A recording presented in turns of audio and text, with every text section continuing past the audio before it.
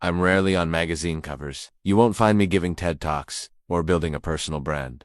I speak very little because I believe the most powerful stories are not spoken loudly. They unfold quietly, like water carving stone. Today, for the first time, I am telling my story not to chase applause, not to make headlines, but because somewhere, someone who feels invisible right now might need to hear how a man with no spotlight became a source of light for millions. This story is not about fame. It is about persistence, about doubt, rejection, silence, and the quiet strength of never giving up. Shall we begin? I was born in 1954 in Hangzhou, China. Back then, the country was not what you see today, and neither was my family. My father worked in journalism. My mother was a homemaker. We were not rich. We didn't have air conditioning or a fridge, but we had books.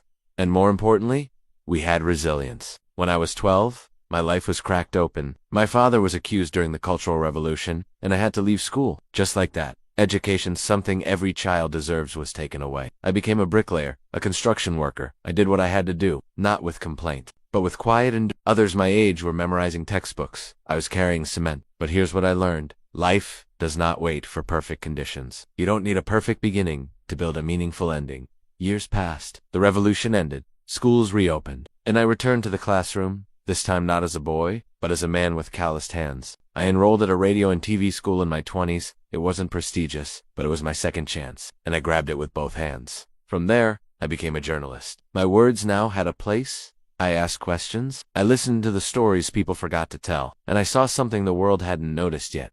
That in this country of over 1 billion people, trust was rare, but thirst for clean water, for clarity, for truth was everywhere. In 1988, I left journalism. Some called it foolish. Why abandon a stable job? They asked. But I wasn't chasing safety. I was chasing freedom. I tried different ventures. Turtle farming, selling mushrooms, making nutritional supplements. Most of them failed. People laughed behind my back. Shang tries everything but finishes nothing. I heard it. I felt it. But I didn't stop. Because I believe. Even failure teaches you something, if you're humble enough to learn. Then came 1996. I was 42 years old, an age when many give up on starting over. But I wasn't done yet. I had one simple question. What if we could provide clean, healthy drinking water to every home in China? People said, it's just water. What's the innovation in that? But I saw something deeper. In a country where milk was adulterated, where soda companies dominated, could there be something more honest, more human? And so, I started Nanfu Spring. We began in Hangzhou bottling water from natural springs. It wasn't easy. There were bigger players, government regulations, supply chain chaos, doubt at every corner. In the first few years,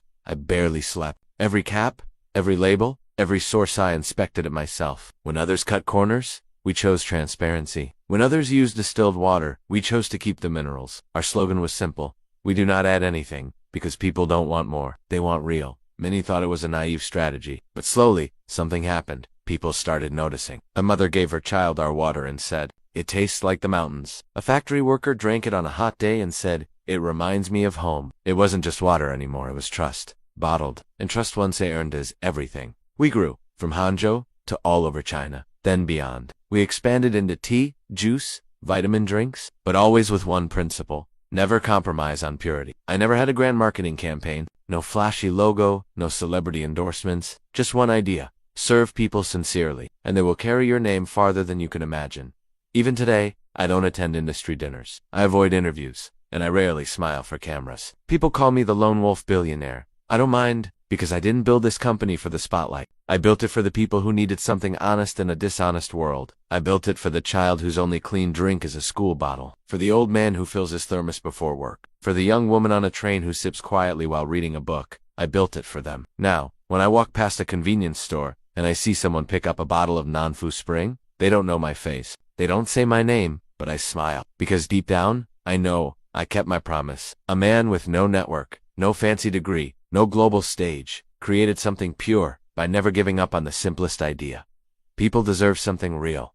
So, who am I? I am not a celebrity, not a tech mogul, not a household name. I am the man who walked through failure, rejection, and silence, and built something lasting, one drop at a time. Do you know who I am? I am Zhang Shanshen, founder of Nanfu Spring, a quiet builder who didn't shout, but still changed the world.